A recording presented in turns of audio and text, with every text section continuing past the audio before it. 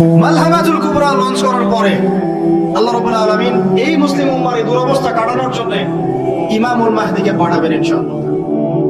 কোত্থেকে আসবেন? নবীজি বলছে যখন দেখবে খোরাসান থেকে ব্ল্যাক ফ্ল্যাগস গুলো বের হয়ে গেছে, এভাবে আসছে হাদিসে, বরফের উপরে সাঁতার কেটে হলেও তাদের সাথে যোগ দিবে। ওই সময় ওয়ার্ল্ডের অবস্থা কেমন থাকবে আমরা জানি না, হাদিসে এভাবে আছে। নবীজি বলেছেন খোরাসান থেকে যে মুজাহিদিনরা বের হবেন তাদেরকে কোনো বাহিনী পরাস্ত করতে পারবে না, এমনকি তারা জেরুজালেম পর্যন্ত পৌঁছে ওটাকে জয় করবে।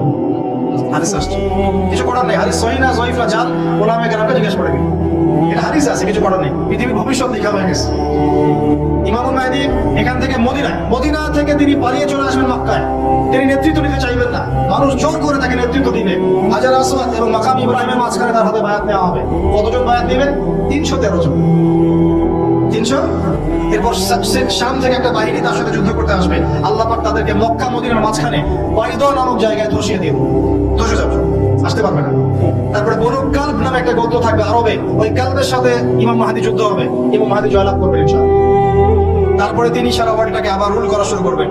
হাদিসে আসছে তিনি গুনে গুনে গনিমতের মাল দিবেন না, মুষ্টি ভরে ভরে মুসলমানদেরকে দান করবেন ইনশাআল্লাহ। তারপরে বের হবে মাসিহুদ দাজ্জাল মানুষের রূপে, ওই যে 4টা জায়গার কথা বললাম, সে বের হবে ইত্যাদি ইত্যাদি। এবার সে মানুষের রূপ ধরে আমাদের সমাজে প্রবেশ করবে এবং তার অনুসারীদেরকে নিয়ে মেসাকার করা শুরু করবে। কিন্তু মুসলিমদের মধ্যে একটা বাহিনী শেষ পর্যন্ত তার সাথে যুদ্ধ করতে থাকে।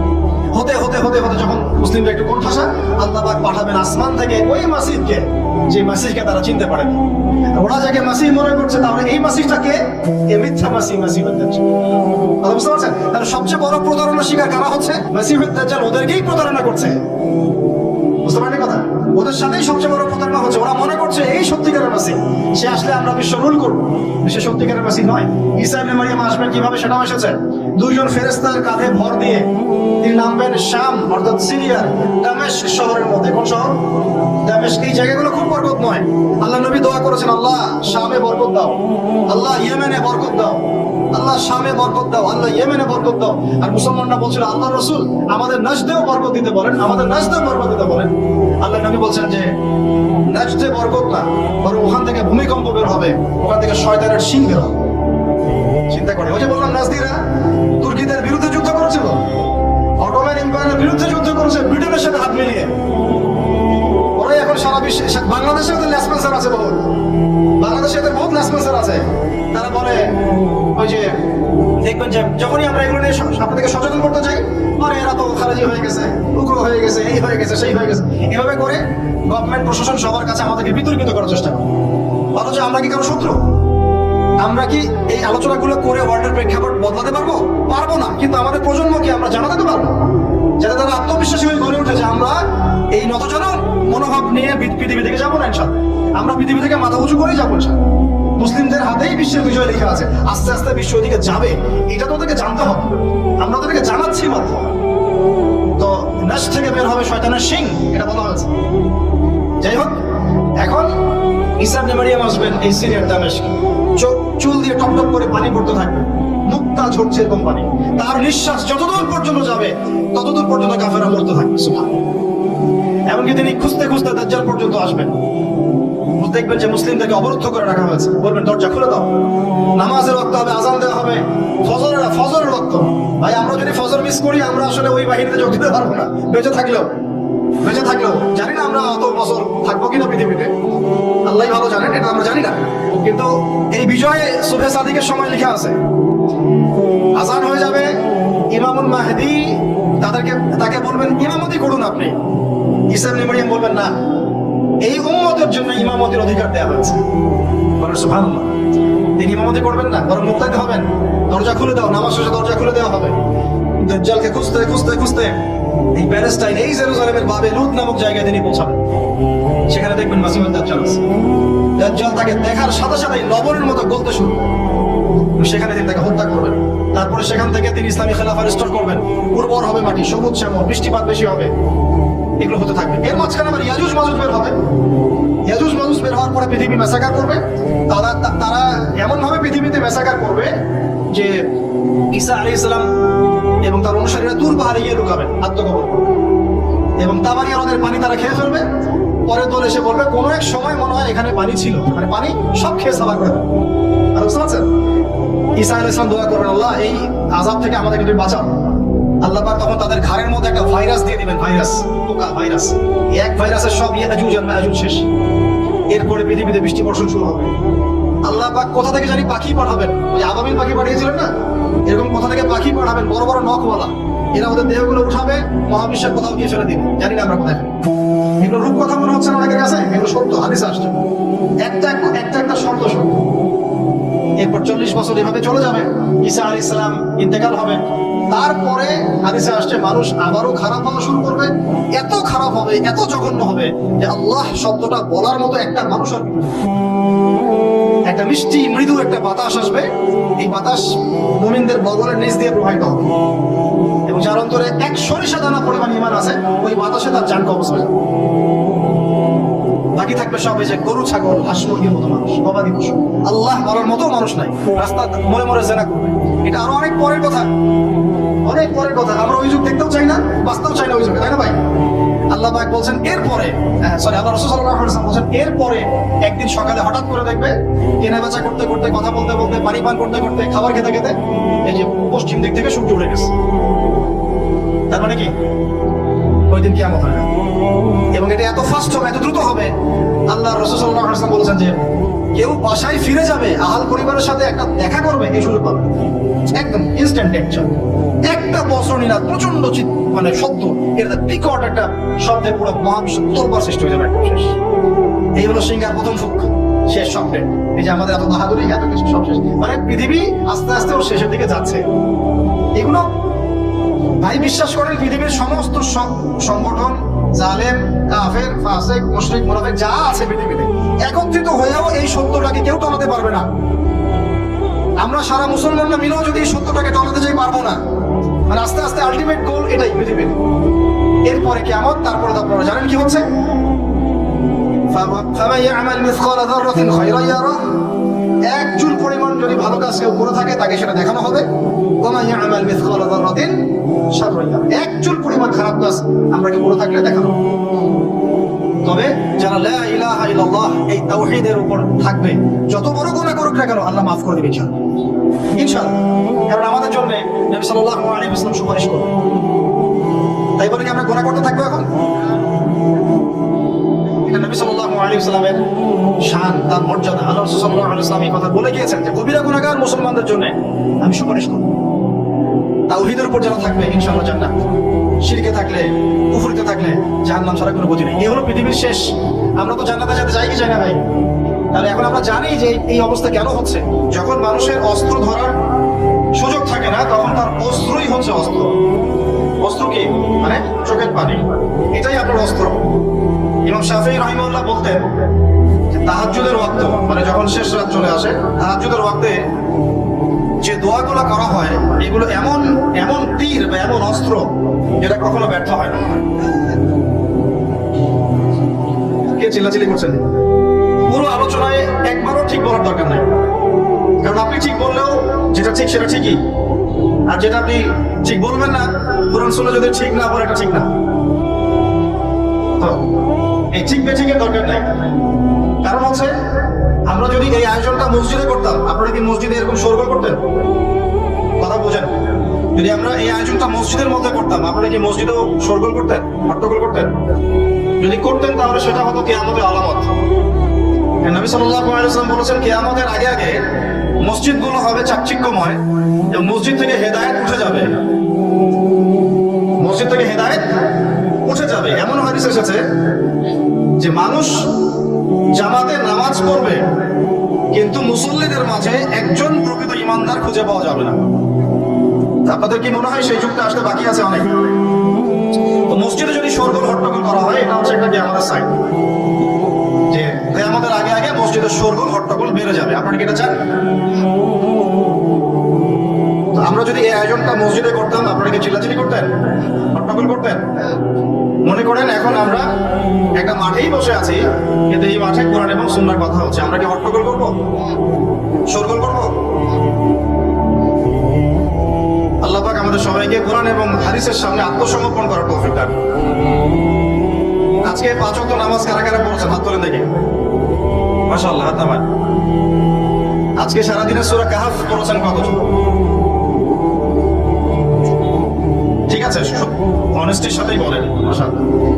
জুমার দিনে সূরা কাহফ তিলাওয়াত করতে হয়, এটা কি আপনাদেরকে কেউ বলেছে না বলে নাই? এটা কি জানা আছে না জানা নাই? জানা আছে? আচ্ছা, কেন প্রত্যেক জুমায় সূরা কাহফ তিলাওয়াত করতে হবে, কেন? নবী সাল্লাল্লাহু আলাইহি ওয়াসাল্লাম বলেছেন, একটু মনোযোগের সাথে শুনতে হবে আর মনোযোগটা ধরে রাখার চেষ্টা করেন। 1 ঘন্টা 1.5 ঘন্টার ব্যাপার। আর আমি জানি এটা এমন যুগ যে যুগে মানুষ 10 মিনিট মনোযোগ ধরে রাখতে পারে না। এর কারণ কি জানেন? এর কারণ হচ্ছে স্মার্টফোন। এর কারণ কি? যে যত বেশি স্মার্টফোনে এডিক্টেড, তার মনোযোগ ধরে রাখার ক্ষমতা তত কম। আমরা এখন মনোযোগ ধরে রাখতে পারি না, এটা একটা অন্যতম কারণ। তো প্রত্যেক জুমায় নবী সাল্লাল্লাহু আলাইহি ওয়াসাল্লাম সূরাতুল কাহফ তেলাওয়াত করতে আমাদেরকে উৎসাহিত করছেন। এর পিছনের কারণ হচ্ছে নবী সাল্লাল্লাহু আলাইহি ওয়াসাল্লাম বলেছেন, সূরাতুল কাহফ যে ব্যক্তি জুমার দিন তেলাওয়াত করবে, এক জুমা থেকে আরেক জুমা পর্যন্ত তার যে জীবন, এই যে হায়াতটা, আল্লাহ পাক এটাকে নূর বা আলো দিয়ে ভরে দিবেন। আলোর কেন দরকার হয়? আলোর দরকার হয় কেন? অন্ধকার থেকে নিজেকে বাঁচানো বা অন্ধকারে পথ দেখা, পথ খুঁজে পাওয়া, এই জন্য তো আলোর প্রয়োজন হয় নাকি? তাহলে আপনার জীবনটাকে আলো দ্বারা ভরে দেওয়া হবে। অর্থাৎ আমরা যে পৃথিবীর জীবনে বসবাস করছি, চারপাশে অনেক অন্ধকার আছে কি নাই? এই অন্ধকারগুলো কাটিয়ে উঠতে আপনাকে সূরাতুল কাহফ কাজে দিবে ইনশাআল্লাহ। তো নূর দিয়ে ভরে দেওয়ার অর্থ হচ্ছে আপনার জীবনটাকে আল্লাহ পাক ঈমানের নূর দিয়ে ভরে দিবেন ইনশাআল্লাহ। সূরা কাহফের গুরুত্ব আছে না? আচ্ছা, 2, নবী সাল্লাল্লাহু আলাইহি ওয়াসাল্লাম বলেছেন যে সূরাতুল কাহফ যে ব্যক্তি জুমার দিনে পড়বে এবং এর কমপক্ষে প্রথম 10টা আয়াত মুখস্থ করবে, তার জীবদ্দশায় যদি মাসিহুদ দাজ্জাল বের হয়, এই দাজ্জাল সেই ব্যক্তির কোনো ক্ষতি করতে পারবে না। খুশি হন নাই? একটু বোঝায় আপনাকে যে এই পৃথিবীতে এখন যতগুলো সমস্যা আছে বা যতগুলো ফিতনা আছে, এগুলোকে যদি একত্রিত করি তবুও দাজ্জালের সমান হবে না। নবী সাল্লাল্লাহু আলাইহি ওয়াসাল্লাম বলেছেন, পৃথিবীতে আদম আলাইহিস সালামকে সৃষ্টি করার পর থেকে কিয়ামত পর্যন্ত মাসিহুদ দাজ্জালের মতো ভয়ঙ্কর কোনো ফিতনা আসে নাই, আসবেও না। আল্লাহর এমন কোন নবী নেই যেই নবী তার কওমকে দাজ্জাল সম্পর্কে সতর্ক করেন নাই। এমনকি নূহ আলাইহিস সালাম পর্যন্ত তার কওমকে দাজ্জাল সম্পর্কে সতর্ক করেছেন। আর আমি মুহাম্মদ সাল্লাল্লাহু আলাইহি ওয়াসাল্লাম তোমাদেরকে একটা বাক্য বেশি বলছি যা অন্য নবীগণ বলেন নাই, সেটা হলো মাসিহুদ দাজ্জাল এক চোখে অন্ধ হবে, তোমাদের রব আল্লাহ তিনি অন্ধ নন। যে ব্যক্তি জুমার দিনে সূরা কাহফ তেলাওয়াত করবে এবং সূরা কাহফের প্রথম 10টা আয়াত কমপক্ষে মুখস্থ করে রাখবে, এর হক আদায় করবে, তার জীবদ্দশায় যদি দাজ্জাল বের হয়, দাজ্জাল তার কোনো ক্ষতি করতে পারবে না। পৃথিবীতে যত ফিতনা আর ফাসাদ এখন দেখছেন, শিরকের ফিতনা, বেহায়াপনা, বেপর্দা, রিবা বা সুদ, মাদক, দুর্নীতি, জুলুম, নির্যাতন, চুরি, ডাকাতি, যত কিছু, সবকিছুকে একত্রিত করলেও দাজ্জালের সমান হবে না। তাহলে আমরা কি এই ফিতনাগুলো থেকে বেঁচে থাকতে পারছি? আপনি কি পর্নোগ্রাফির ফিতনা থেকে মুক্ত? আপনি কি ইন্টারনেট জগতের এই নোংরামি ফিতনাগুলো থেকে মুক্ত? আমি কি মুক্ত? আমি নিজে মুক্ত না। আপনার সামনে ভালো সাজারও আমার কোনো দরকার নাই। আমরা যারা ইন্টারনেটে ঢুকেছি একবার দুইবারও, জীবনে কখনো তারা কেউই চোখের পাপ থেকে বাঁচতে পারে নাই। তাহলে ভালো সাজার তো প্রয়োজন নাই, আল্লাহকে ইস্তেগফার করার দরকার, আল্লাহ মাফ করো। আমরা কি এই যুগে ইন্টারনেটের এই নোংরামি বেহায়াপনাগুলো থেকে মুক্ত থাকতে পারছি? না। আমরা কি এই যুগের সুদ ভিত্তিক অর্থনীতি থেকে মুক্ত থাকতে পারছি? আমাদের যুব সমাজ কি এই যে টিকটক বলেন, পাবজি বলেন, ফ্রি ফায়ার বলেন, মাদক বলেন, কিশোর গ্যাং বলেন, এগুলোর ফিতনা থেকে তারা কি মুক্ত? আমাদের মেয়েরা কি ফেমিনিস্ট রেভলিউশনের ফিতনা থেকে মুক্ত? আমাদের মেয়েরা কি বেপরদামির ফিতনা থেকে মুক্ত? যুবক যুবতীরা কি হারাম অ্যাফেয়ার্স এর ফিতনা থেকে মুক্ত? পরিবারগুলো কি পারিবারিক কলহ থেকে মুক্ত? আমাদের সন্তানরা কি ফিতনা থেকে মুক্ত? আমাদের প্রত্যেকটা খাবার কি বিশুদ্ধ, পরিশুদ্ধ না করাপ্টেড? আমাদের বিশ্বের পুরো পলিটিক্যাল সিস্টেমটা কি আল্লাহ পাকের আইন দ্বারা চলছে? আমাদের পুরো মুসলিম উম্মার প্রত্যেকটা জাতি আজকে কি কুফফারদের নির্যাতনের ফিতনা থেকে মুক্ত? তো আমরা যদি এই ফিতনাগুলো থেকে মুক্ত হতে না পারি, কিভাবে দাজ্জালের ফিতনা থেকে আমরা বাঁচতে পারি? আমি কি বোঝাতে পারছি দাজ্জালের ফিতনা কত বড়? বুঝতে পারছেন?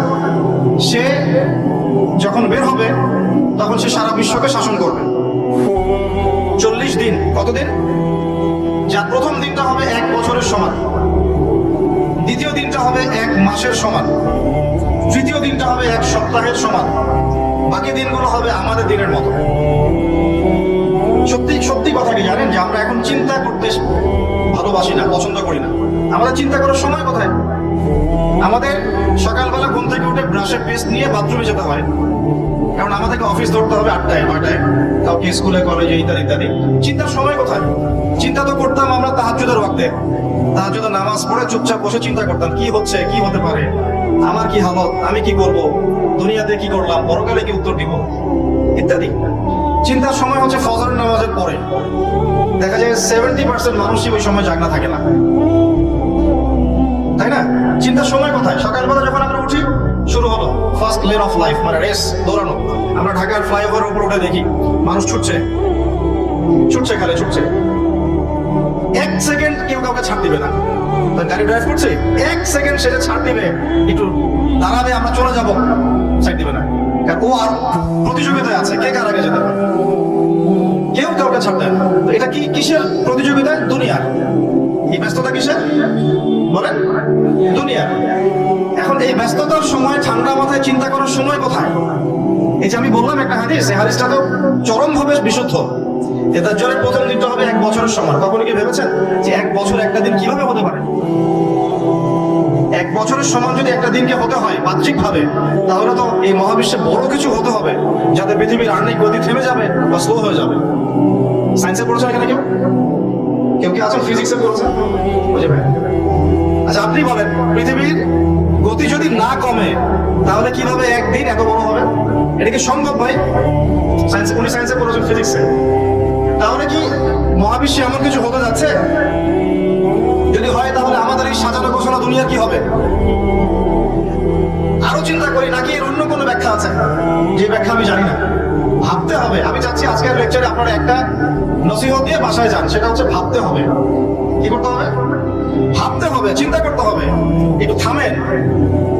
এই যে ব্যস্ততার যুগে আপনি ঢুকে গেছি আমরা, সকাল থেকে শুরু করে রাত পর্যন্ত একটাই ফিকির, একটাই চিন্তা, টাকা পয়সা, বাড়ি গাড়ি, স্ত্রী সন্তান, বউ বাচ্চা, আমার ক্যারিয়ার, আমার রিজিক, এই তো।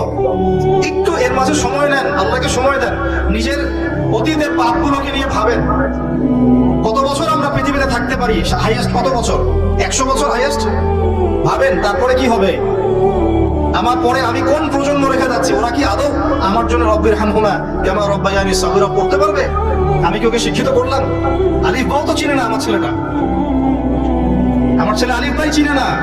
এই জেনারেশনের একটা জেনারেশন ছিল আমাদের আগের জেনারেশন, মাশাআল্লাহ। তখন কি হতো? প্রত্যেকটা গ্রামে গ্রামে, শহরে শহরে, স্কুলে কলেজে, বিভিন্ন জায়গায় বাধ্যতামূলক আপনি আরবি পড়তেন। এখন বিশ্বাস করেন তো? আপনি তো বিশ্বাস করেনি, আমি জানি।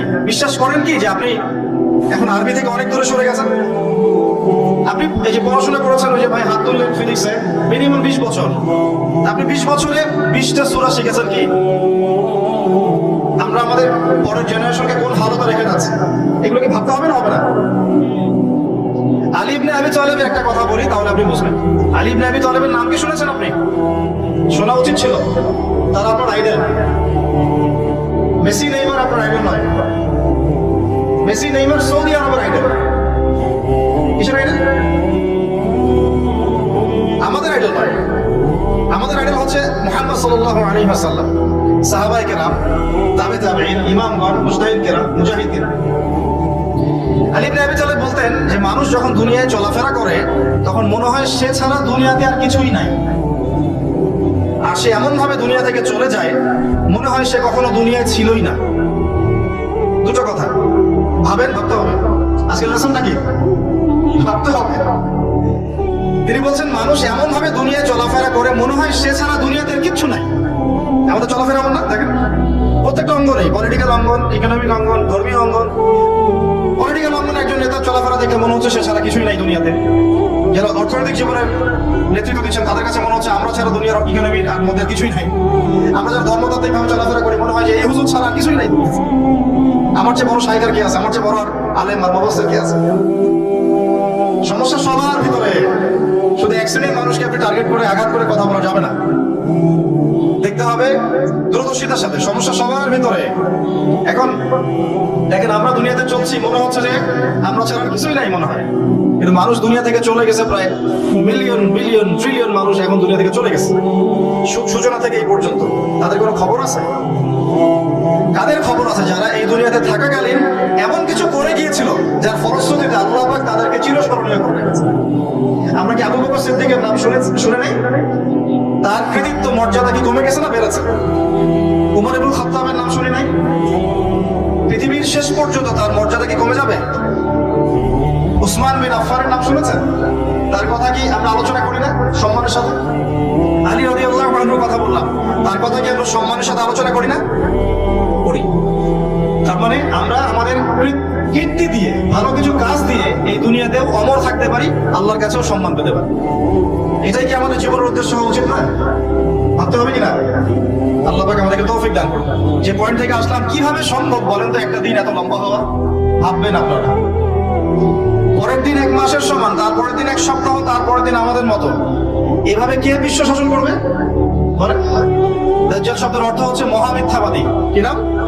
মানে যার মিথ্যার উপরে পিএইচডি আছে, মিথ্যার উপরে। আর মাসিহুদ দাজ্জাল সবচেয়ে বড় মিথ্যাবাদী। দাজ্জাল মানে মহা প্রতারক, যে আপনাকে এমন ভাবে প্রতারিত করতে পারে যার খবর হদিস আপনি পাবেন। আমরা আস্তে আস্তে আসতেছি দাজ্জাল এবং তার সাথে বর্তমান সভ্যতার কি সম্পর্ক, এবং সামনে কিভাবে সে বিশ্বটাকে শাসন করতে পারে। সে বিশ্বকে শাসন করবে। এখন আমাকে বলেন, আমার দিকে তাকান, আমাকে বলেন, একজন ব্যক্তি যদি বিশ্বকে শাসন করতে চায় তার অনুসারী লাগবে কি লাগবে না? একা একা একজন ব্যক্তি বিশ্ব শাসন করতে পারে? ও আচ্ছা, দাজ্জাল কি মানুষ না জিন নাকি? দাজ্জাল কি এটা ফেরেশতা নাকি জিন না মানুষ? কি এটাও একটা প্রশ্নের বিষয়। কিভাবে দেখুন, আল্লাহর নবী সাল্লাল্লাহু আলাইহি ওয়াসাল্লাম বলেন নূহ আলাইহিস সালামের সময়ও নূহ আলাইহিস সালাম তার কওমকে দাজ্জাল সম্পর্কে সতর্ক করেছেন। তার মানে পৃথিবীর সূচনা থেকে সে পৃথিবীতে ছিল এবং সে বের হবে শেষ জামানায়, এবং বের হয়ে সে তার অনুসারীদেরকে নিয়ে বিশ্বটাকে শাসন করবে। তার মানে অনেক লম্বা একটা হায়াত সে পেয়েছে। কোন জাতি এত লম্বা হায়াত পায় বলেন তো? কোন জাতি? মানব জাতি এত লম্বা হায়াত পায়? একটা মিস্টেরিয়াস ক্যারেক্টার দাজ্জাল। সে কি? তারপরে দেখুন, নবী সাল্লাল্লাহু আলাইহি ওয়াসাল্লাম একটা হাদিসের মধ্যে বলেছেন যে তাকে ওই তামিম দারির ওই দ্বীপে বন্দী করে রাখা হয়েছে। আপনারা হাদিসে জানেন? অনেকে জানেন। দ্বীপে বন্দী থাকা অবস্থায় তাকে সাহাবীরা দেখেছেন অনেক বিশাল আকৃতিতে, ঠিক আছে? এবং সাহাবীদেরকে সে প্রশ্ন করছিল, তামিম দারিকে প্রশ্ন করছিল যে বাইসানের খেজুর বাগানে খেজুর কি ধরে? বলে হ্যাঁ ধরে। সে বলছে অচিরেই আর ধরবে না। তারপরে বলছে তাবারিয়া হ্রদে কি পানি আছে? সাহাবীরা বলছেন আছে। বলছে